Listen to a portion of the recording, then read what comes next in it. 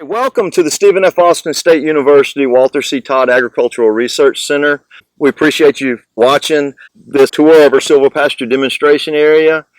First of all, I'd like to thank the Natural Resources Conservation Service for the Conservation Innovation Grant that has helped fund the implementation of this project. It's not necessarily the finished silvopasture that you see in pictures where it's just nice manicured trees, grass, and cows.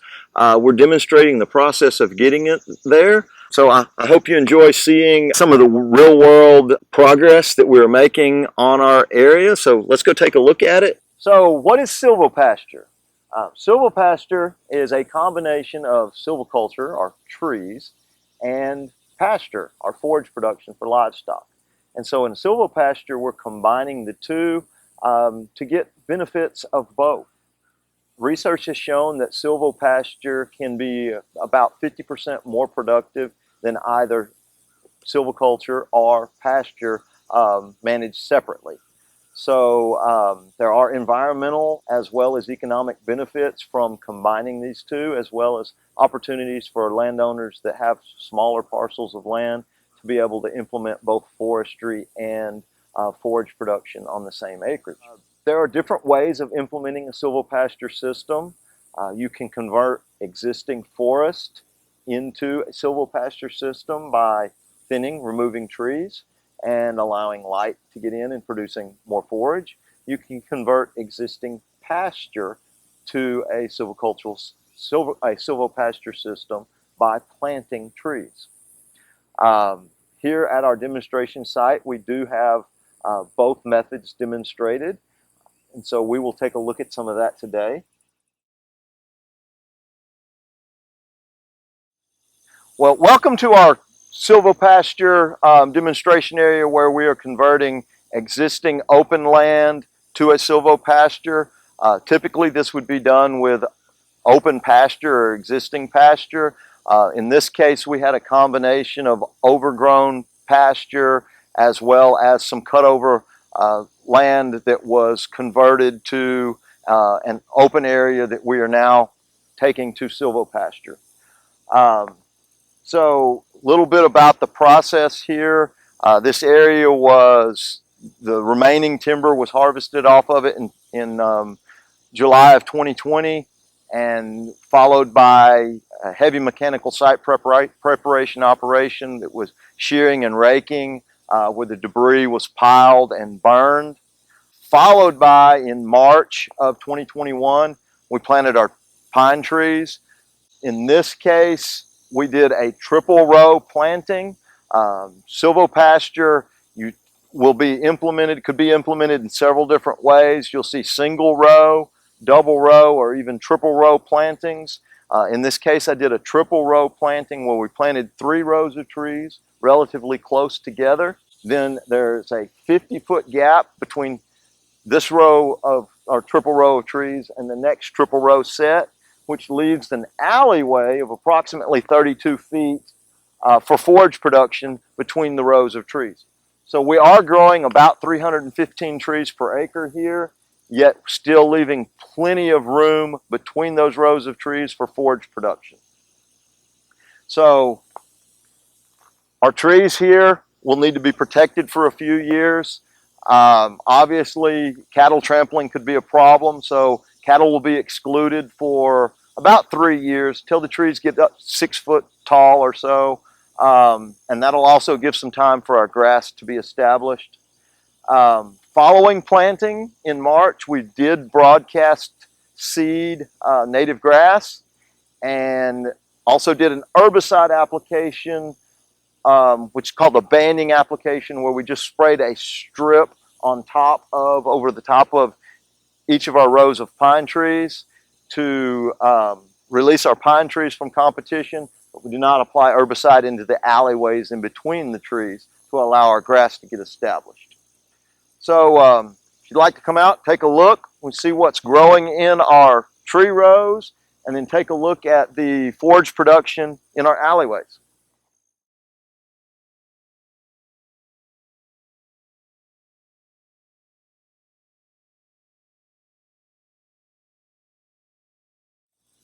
We're here in one of our alleys between our rows of trees. As I said earlier, approximately 32-foot alley for forage production between the rows.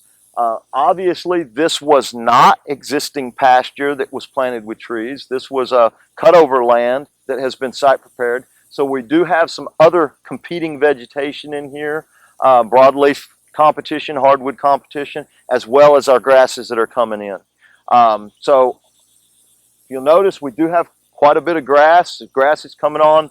Forage will be produced. Next fall, we will do an herbicide application to help control some of this broadleaf competition and allow our grasses to continue to establish and grow. In some silvicultural systems where you've converted existing pasture to silviculture, you could continue to produce hay in these alleyways. You could use an electric fence, continue to graze these areas as well. You just have to exclude the livestock from your tree seedlings until they are large enough to basically to not be trampled by the livestock. Once these trees get about 6 years old, they may need pruned. A typical single row planting in a silvopasture system would require pruning.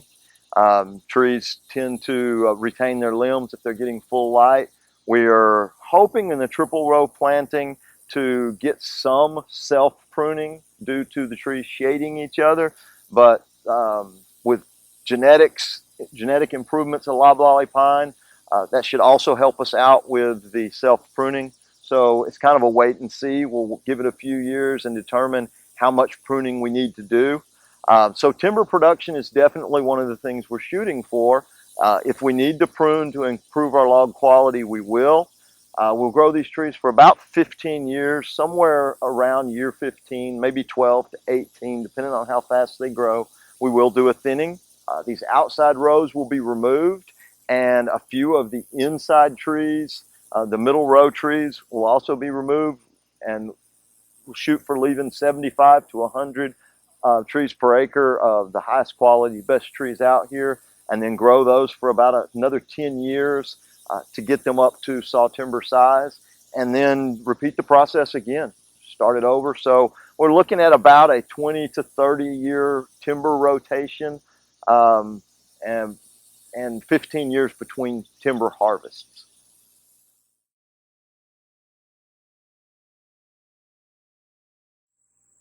Well, here we are in one of our forest to silvopasture conversion areas. This was what we call our corridor thinning methodology. These trees that you're looking at here were existing pine plantation. They're about 28 years old. The stand had never been thinned, so we came in and we started the process of converting to silvopasture. So basically what we're demonstrating here is not necessarily the finished product of silvopasture, it's the process of converting to silvopasture. So oftentimes you'll see nice pretty pictures of a forest with cattle and grass and nothing else. That's not what we have here yet. We're getting there, we're working on it. So as I said, this was a 28-year-old pine plantation that had never been thinned. We came in last summer and did a thinning on it. In this area, we did a corridor thinning where we harvested a 30-foot strip, left a 30-foot strip of timber, harvested another 30-foot strip. And in this case, we did a herringbone pattern because of the topography of the land. We ran a harvest corridor down the ridges and then went off on a 45-degree angle from those corridors to put additional corridors down to the edges of our streamside management zones. So a corridor thinning has its advantages. You might be using it, especially in a plantation where you have rows. It's conducive to following those rows of trees. Other advantages of the corridor thinning is it's easy to implement. You can simply tell your harvesting contractor, your logger, cut a 30-foot strip, move over 30 foot, cut another 30-foot strip. You're just indiscriminately cutting down strips of trees. So it's easy to implement. It's conducive for forage production. You can orient your corridors, like in this case, this one is running north-south. That's what we want. As the sun tracks across the sky, across the southern sky, you'll be getting light in your corridor most of the day. Whereas if your corridors were running east-west, with that sun to the south, you'd be getting shade on your corridor. So this is conducive to forage production, at least in the alleys where we're getting full sunlight. Other advantages, the trees that are remaining in the leave areas have not been touched. They are supporting one another, so there's less chance of ice and wind damage as you're getting into this process. Later on, further down the road, you may choose to harvest more. As I mentioned earlier, this is not a finished product. We need to take out more trees. We need more light in order to have greater forage production. However, trees are susceptible to ice damage. This past winter was a great example with the snowstorms. They're more susceptible to wind damage. So oftentimes we don't want to do a heavy thinning all at once. In this case, I plan on doing it in 2 increments. We've done the first thinning. So followed by thinning, we came in last February and did a prescribed burn, which prepared the seed bed for grasses. It released some of the existing grasses in the seed bed, allowed them to get a start. Then we came in March in conjunction with the remainder of the project and broadcast native grass seed as well. The next step in this process will be an herbicide application this fall, which is intended to control the broadleaf, mainly the resprouting hardwood species. We will apply triclopyr herbicide, which shouldn't hurt the grasses. Maybe some of your very small seedlings are a little bit sensitive, but once they're established, the grasses really aren't affected by the triclopyr, but the hardwood, the sweet gum, the Chinese tallow, some of our broadleaf weeds will be controlled. Will allow us to get this to a more grassy system. After the herbicide, the following spring, so spring of 23, we will, or in 22, we'll probably start grazing this area again. Spring of 23, hope to do another prescribed fire. Prescribed burning will really help us increase the grass component and improve the seed bed. And then we will probably do another thinning somewhere 2023 or 2024 and remove about 50% of the remaining trees. That won't be a corridor thinning. We've already got our corridors established, so we would come in and harvest the poor quality trees and leave the best trees in the stand. Some of the disadvantages of this corridor thinning is the fact that they did indiscriminately mow down lanes of trees. So that means they took out some of our better trees. They also took out some poor quality trees.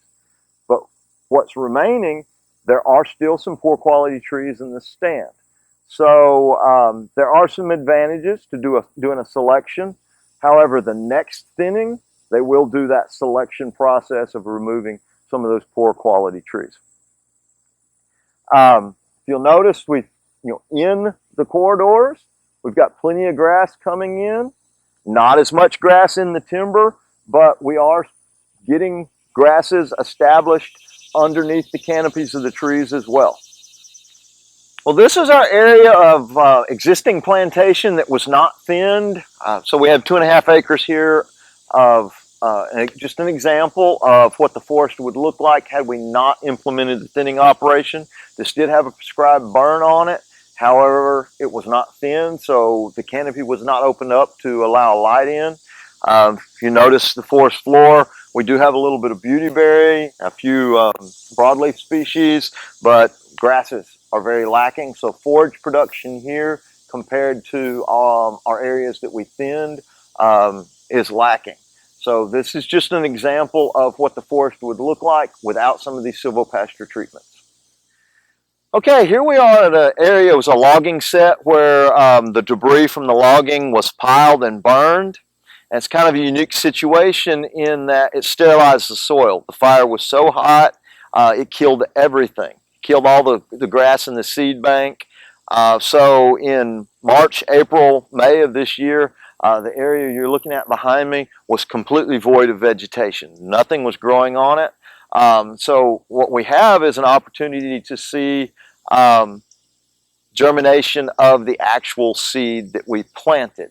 So in the areas we've been looking at earlier, we did plant native grass seed, but we also had the seed bank that was remaining from whatever was there in the past. In this case, all those remaining seed were killed, so it gives us an opportunity to see maybe what's happening with our native grass seed that we planted. So while we're talking about that native grass seed,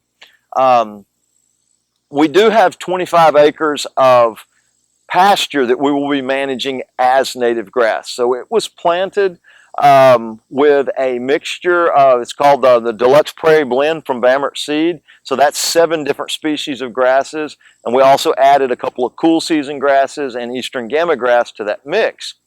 One of the unique things was that this seed was coated with a clay slurry and then broadcast using fixed wing aircraft rather than planted with a seed drill or through spreading and disking. So we tried the aerial broadcast methodology, and this gives us an opportunity to see whether or not it really worked. And it appears that we have been successful at least getting our seed broadcast. There are some of the species we planted coming up in here. So advantages of the native grass and the native grass pasture, there are some environmental benefits over our traditional forage production from, say, Bermuda grass or some of our introduced grasses. Some of the advantages are they are deep-rooted, so they increase water infiltration, improve water storage, improve our soil health and soil structure. They're also more drought hardy than our introduced species. Other advantage is they have low nutrient requirements. They require little or no fertilizer, which is definitely an economic benefit to us. So these native grasses definitely encouraged. May not necessarily be what people want in all cases, but in a silvopasture system, definitely has its advantages from the low nutrient requirements and an ecological function standpoint. Improve our carbon storage, not only in our trees that we have in the silvopasture, but also in the soil from the roots, and these native grasses help improving that soil carbon storage as well. Well, this is our leaf tree selection area of our forest to silvopasture conversion. As I mentioned earlier, we had the corridor thinning methodology where we just cut out corridors and then left strips of trees. In this case, we took a different approach. We came in and we selected 100 to 125 of the best trees per acre as our leave trees. In this case, we marked them with the yellow flagging. And then the harvest contractor harvested everything except for the trees that were marked for retention. Some of the advantages of a leaf tree selection is it does allow us to select and retain the best trees in the stand, select for whatever characteristic we're looking for. So because of that, the future value of the timber theoretically should be a little higher value of timber being produced than using other methods. It does create a more aesthetically appealing stand, more of a kind of a natural appearance by being able to space the trees out. The trees are more evenly distributed across the site than they are in the corridor thinning area. But some of the disadvantages are, with the trees being a little more open, there is some susceptibility to wind and ice damage, and it is more labor intensive than the corridor thinning area because you need a forester or somebody knowledgeable in timber to select the leaf trees.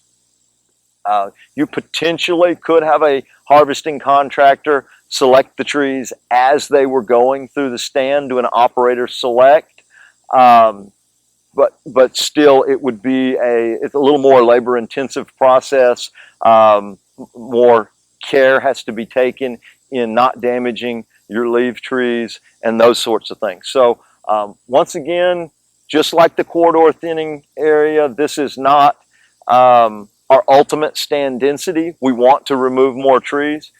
We left it at this density to allow the trees some time to adjust to being in the open, get a little more wind firmness, less susceptible to wind damage and ice damage. And this stand will be thinned again somewhere around 2023 or 2024 in conjunction with the corridor thinning area. Going to be managed the same way as the corridor thinning area. We'll come in, or we did do a prescribed burn on it in February, and we will be coming in this fall with an herbicide application to control the broadleaf species and promote those grasses. Grasses are being established. There's quite a bit of grass coming in, much different than the area that had not been thinned as a comparison. So we're moving it along, plenty of light getting in, plenty of forage being produced. We'll reintroduce grazing probably in 2022 and see where we go. As I said earlier, we're not there yet as far as what we want a silvopasture to, quote, look like, but this is part of the process. But, you know, that brings up a good point as to what does silvopasture look like? Does it have to look a particular way? You know, we think about the silvopasture being this nice, clean, nothing but a few trees and grass and those happy cows. But it doesn't have to be cows. It could be goats. It could be chickens.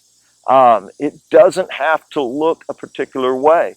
It's simply producing forage and timber on the same acre. So, you know, I encourage landowners, producers that are interested in silvopasture to not get bogged down with the appearance of it. Well, my forest doesn't look like that. I can't get my forest to look like that. It's simply producing forage, whether that be for livestock, hay production, what have you, and timber on the same acreage. And I encourage you to explore your options. You know, I mentioned chickens. It could be goats. Goats are browsers. So in an instance where you have a forest that has a lot of hardwood competition, not a whole lot of grass, but plenty of forage, that may be a situation conducive for goats. The goats can help you out. They can help control some of that broadleaf competition. So there are many options with silvopasture, many different ways it can look, and I encourage you to think outside the box and to look at ways to incorporate forage production into your timber production.